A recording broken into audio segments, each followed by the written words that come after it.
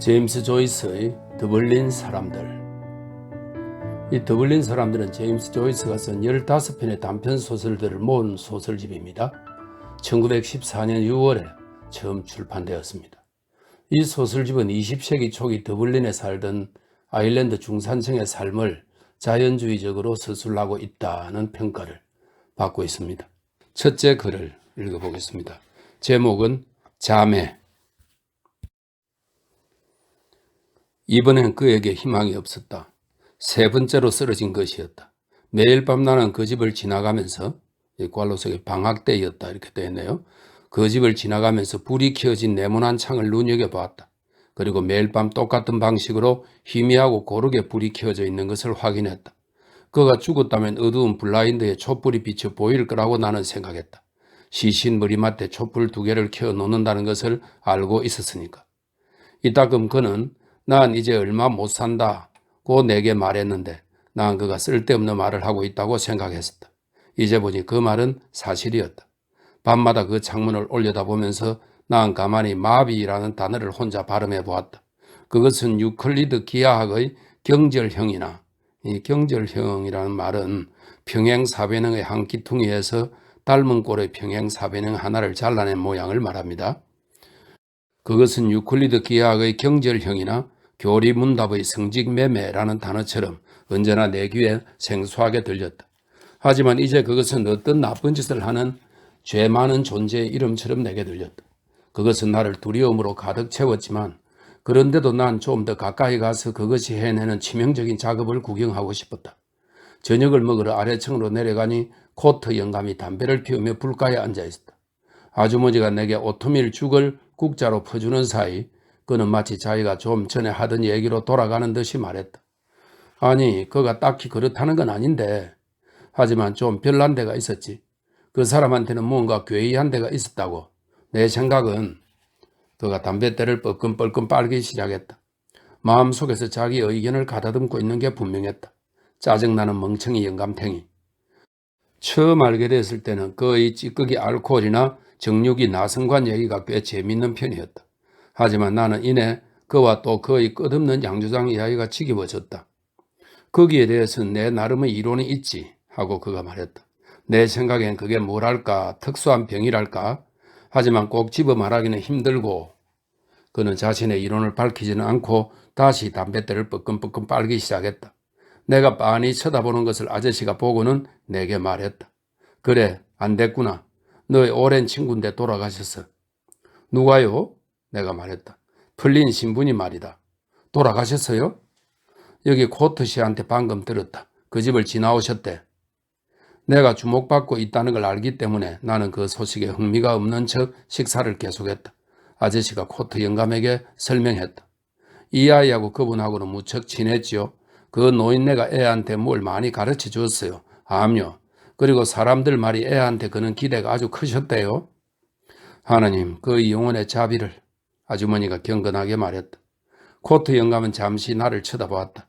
나를 살피는 그 묵주알처럼 작고 반짝이는 동그란 검은 눈동자가 느껴졌다. 그러나 나는 접시에서 얼굴을 치켜들어 그를 흡족하게 해줄 생각이 없었다. 그는 다시 담배를 피우기 시작했고 급기야 무식하게 벽난로에다 침을 퇴 뱉었다. 내 자식이라면 하고 그가 말했다. 그런 사람하고 너무 가깝게 지내게 두지 않았을 거야. 무슨 말씀이세요, 코트 씨? 아주머니가 물었다. 내 말은 하고 코트 영감이 말했다. 어린애들한테 안 좋다는 거야. 내 생각은 그래. 어린애는 또 제 또래 어린애들하고 쏘다니면서 어울려 놀고 그래야지. 그렇게. 안 그런가 제? 제 신조도 그거예요. 아저씨가 말했다. 제 앞가림은 제가 하도록 해야죠. 저는 저 장미 십자회원, 이 장미 십자회원은 19세기 중반에 다시 유행한 중시의 교파 중에 하나라고 하네요. 세속적인데 무관심하며 사변적이고 몽상적이라는 의미라고 합니다. 장미 십자회원 같은 애한테 맨날 그래요. 운동을 하라고. 내가 어렸을 때 매일 아침마다 냉수욕을 했다고요? 겨울이건 여름이건 매일. 내가 그 덕에 이렇게 버티는 거야. 교육? 그거 뭐 말이야 좋지요. 코트 씨한테 그 양다리 한쪽 들이지 그래? 아저씨가 아주머니한테 한마디 더 붙였다. 아니 난 됐어.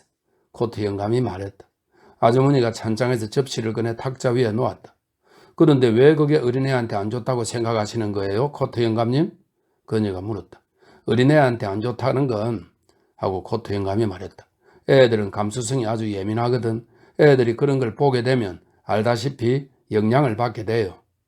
화난 게 드러날까봐 나는 오트밀 죽으로 입을 꾹꾹 털어막았다. 짜증나는 빨간코 바보 천치 영감탱이. 나는 늦게야 잠이 들었다.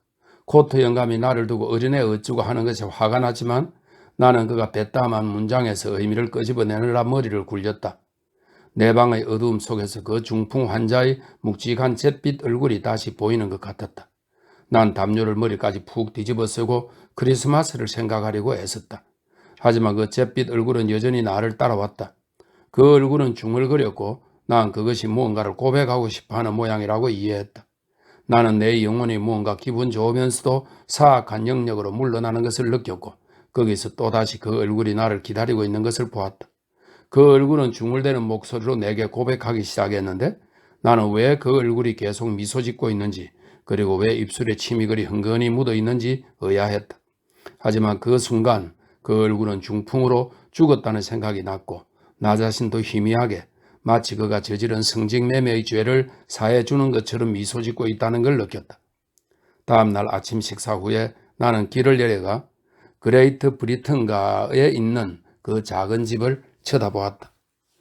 그냥 포목상이라는 막연한 이름의 간판이 달린 볼품없는 가게였다. 진열품은 대부분 아동용 틀신유와 우산이었고 평일에는 대개 우산 고침이라는 알림판이 유리창에 걸려 있었다. 지금은 셔터가 올려져 있었으므로 알림판이 보이지 않았다. 상가를 표시하는 검은 그레이프 천이 둘린 꽃다발이 노크에 리본으로 묶여 있었다. 남루한 두 여인과 전보 배달 소년이 그 상장에 핀으로 꽂힌 쪽지를 읽고 있었다. 나도 다가가서 읽어보았다. 1895년 7월 1일 제임스 플린 신부, 관로 속에 미스가 소재성 캐서린 교회 전 사제, 향년 65세, 삼가 고인의 명복을 빕니다. 그 쪽지를 읽으니 비로소 그가 죽었다는 것이 실감났고 나는 무엇인가 제지당한 느낌에 혼란스러웠다. 그가 죽지 않았다라면 난 가게 뒤의 그 작고 어두운 방으로 가서 난로가 안락 의자에 앉아있는 그를 보았을 거다. 두꺼운 외투에 거의 질식할 듯 파묻힌 그를. 아마도 아주머니가 그에게 주라고 하이토스트 코담배 한 값을 내 손에 들려주었을 테고 이 선물을 보고 그는 막연한 잠에서 깨어났을 것이다. 담배값을 그의 검은 코담배 상자에 쏟아준 것은 항상 나였다. 왜냐하면 그는 손을 너무 떨어서 코담배를 반쯤 마룻바닥에 흘리기 십상이었으므로 그가 떨리는 커다란 손을 코로 들어 올릴 때에도 코담배 가루가 작은 구름처럼 손가락 사이로 줄줄 새서 그의 외투 앞섭에 흩어졌다. 아마도 이 끊임없는 코담배 손아귀 때문에 그의 낡은 사제복이 초록으로 빛바랜 꼴이었을 거였다. 늘 그랬듯이 일주일 동안의 코담배 진으로 새까매진 빨간 손수건으로는 떨어진 담배가루를 털어내려고 해봐야 전혀 소용이 없었으니까. 들어가서 그를 보고 싶었지만 문을 두드릴 용기가 나지 않았다. 나는 양지바른 쪽을 따라 거리를 천천히 걸어가면서 가게 창문에 놔붙은 그 모든 요란한 광고를 읽었다. 나는 대낮에 애도하는 분위기가 아니라는 것이 이상했고 심지어 나 자신 속에서 마치 그의 죽음으로 인해 내가 무언가로부터 놓여난 것 같은 자유의 흥분을 발견한 것이 언짢기까지 했다. 난 이게 의아했는데 왜냐하면 전날 밤 아저씨가 말했듯이 그는 내게 많은 것을 가르쳐 주었기 때문이다. 그는 로마의 아일랜드 성직자들을 위한 대학에서 공부를 했고 내게 라틴어를 제대로 발음하게끔 가르쳐 주었다. 그는 내게 초기 그리스도 교도들이 집회장으로 쓰던 지하 묘지들 이야기며 나폴레옹 보나파르트 이야기를 해주었고 여러 가지 미사의식과 사제들이 입는 각종 복장의 의미를 설명해 주었다. 어떤 때는 그가 내게 어려운 질문을 던지며 재미있어 했다. 이런 경우 어떻게 하겠느냐? 혹은 이러이러한 죄는 대죄냐 소죄냐 아니면 단지 결함일 뿐이냐? 그런 질문들이었다. 그의 질문은 내가 줄곧 너무도 단순한 조례라고 여겨왔던 교회의 어떤 제도들이 얼마나 복잡하고 또 신비스러운가를 보여주었다. 성체 성사에 대한 그리고 고해소의 비밀에 대한 사제의 의무는 어찌나 중대해 보였던지 나는 도대체 그런 것들을 감당할 용기를 누구의 마음속에서 찾을 수 있을까 의아해했다. 그리고 나는 교회 신부들이 우체국 주소록만큼이나 두껍고 신문의 법률 공고만큼이나 깨알같이 인쇄된 책들을 써서 이러한 얽히고 설킨 문제들을 모두 명료하게 밝혀놓았다는 그의 말을 듣고 놀라운 일도 아니라고 생각했다. 이런 생각을 할 때면 종종 나는 전혀 대답을 못하거나 아니면 아주 바보 같은 대답을 더듬거리며 하는 게 고작이었고, 그럴 때마다 그는 미소를 짓고 고개를 두세 번 끄덕이곤 했다. 어떤 때는 그가 나보고 외우라고 했던 미사응창을 되풀이해보라고 시켰고, 내가 빠르게 읊어대면 그는 생각에 잠긴 미소를 머금고 이따금씩 코담배를 큼직하게 한 움큼씩 콧구멍에 번갈아 밀어넣으면서 고개를 끄덕이곤 했다. 미소 지을 때 그는 변색된 커다란 이를 드러내고 혓바닥을 아랫입술에 갖다 대곤 했다. 그건 그를 잘 알게 되기 전 낯을 익히던 초기에 나를 불편하게 만들었던 습관이었다. 양지를 따라 길을 걸으며 나는 코트 영감의 말이 기억났고 또 꿈에서 나중에 어떤 일이 벌어졌던지 기억을 떠올리려 애썼다. 커다란 벨벳 커튼과 흔들리는 예스러운 등잔을 보았던 것이 기억났다. 내가 아주 멀리 떨어진 곳, 풍속이 나선 어떤 나라에 있었던 것처럼 느껴졌다. 아마도 페르시아였을까? 그러나 그 꿈의 결말은 기억나지 않았다. 저녁에 아주머니가 나를 데리고 초상집을 방문했다. 해가 진 뒤였지만 서향인 그 집 유리창에는 황갈색 금빛의 거대한 구름 무더기가 반사되고 있었다. 내니가 현관에서 우리를 맞았다. 큰 소리로 말하면 볼성 사나울 테니 아주머니는 그녀와 그냥 악수만 했다. 내니는 묻는 표정으로 위쪽을 가리키다가 아주머니가 고개를 끄덕이자 숙인 고개가 난간대보다 높을 게 없는 자세로 앞장서서 좁은 계단을 낑낑대며 올라가기 시작했다. 첫 청계참에서 그녀는 걸음을 멈추고 시신이 안치된 방의 열린 문을 향해 우리에게 어서 오라고 손짓했다. 아주머니가 들어갔고 내니는 내가 들어가기를 주저하는 것을 보고 거듭 내게 손짓을 했다. 나는 발 뒤꿈치를 들고 걸어 들어갔다. 방에는 블라인드의 레이스 끝을 통해 들어온 어둑한 황금빛이 가득 퍼져 있었고 그 사이에 양초가 창백하고 가냘픈 불꽃처럼 보였다. 그는 관 속에 뉘어진 상태였다. 내니가 솔선하여 우리 셋은 발치에 무릎을 꿇었다. 나는 기도를 하는 척했지만 내니의 중얼대는 소리 때문에 정신이 흐트러져서 생각을 모을 수가 없었다.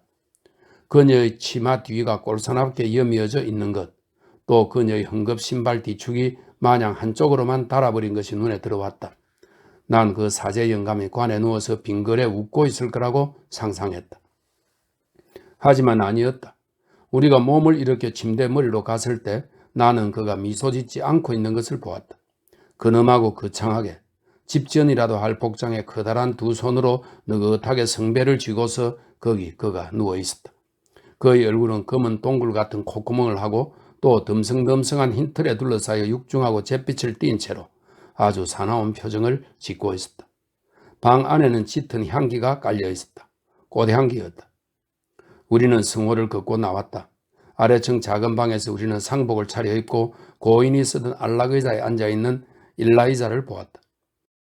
나는 구석에 있는 내가 늘 앉던 의자 쪽으로 더듬거리며 다가갔고 그러는 동안 내니가 식기대에서 쉐리가 담긴 유리 마개병과 포도주잔 몇 개를 꺼내왔다.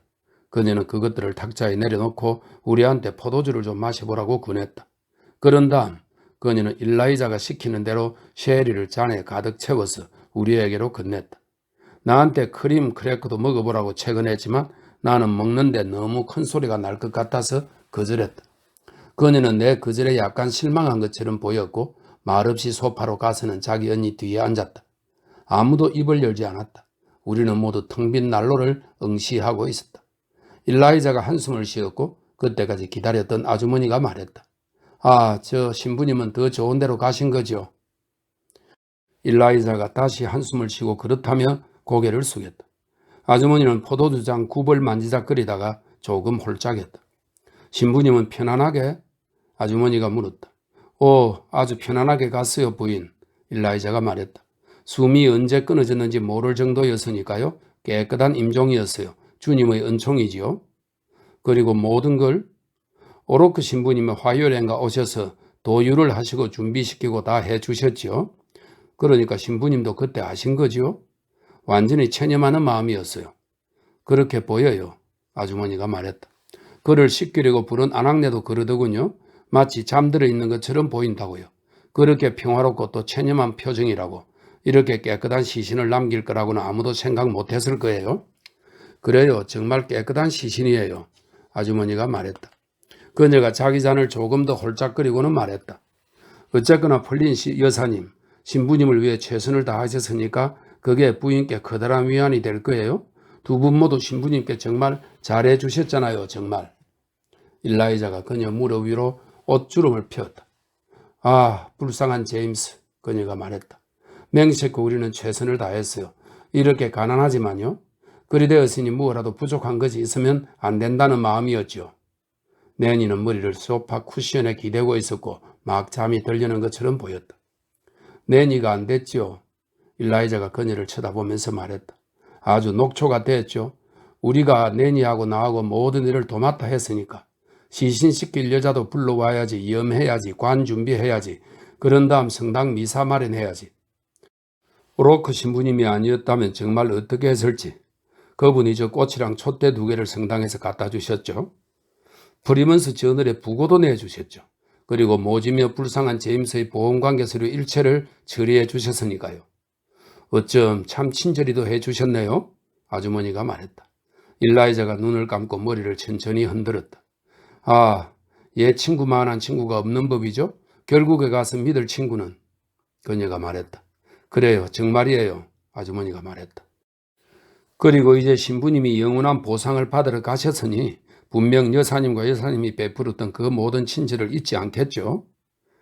아, 불쌍한 제임스. 일라이자가 말했다. 그가 우리한테 큰 불편을 끼친 것은 아니었어요.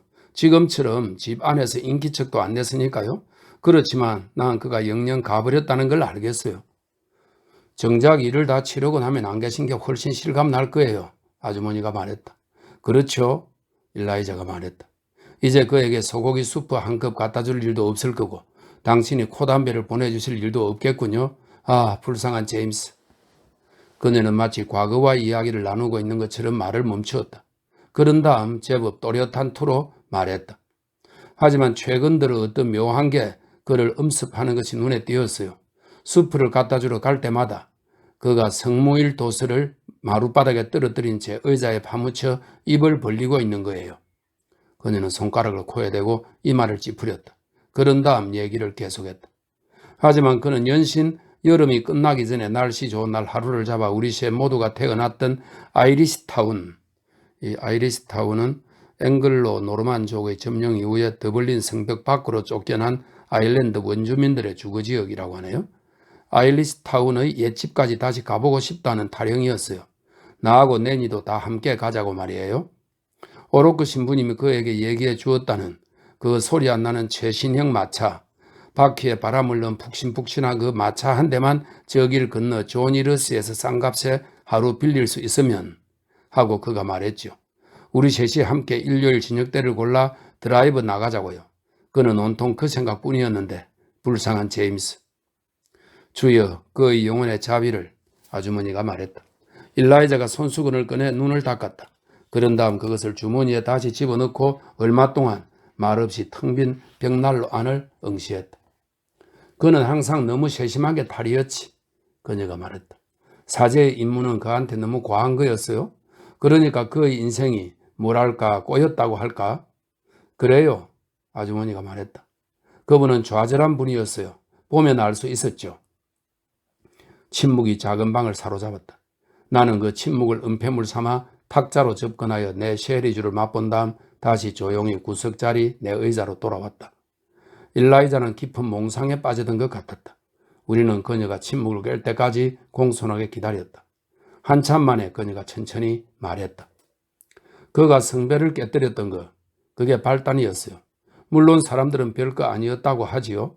그 안에는 아무것도 들어있지 않았다고 말이에요. 하지만 그래도 사람들 말로는 그 아이가 잘못한 거라고 하더군요.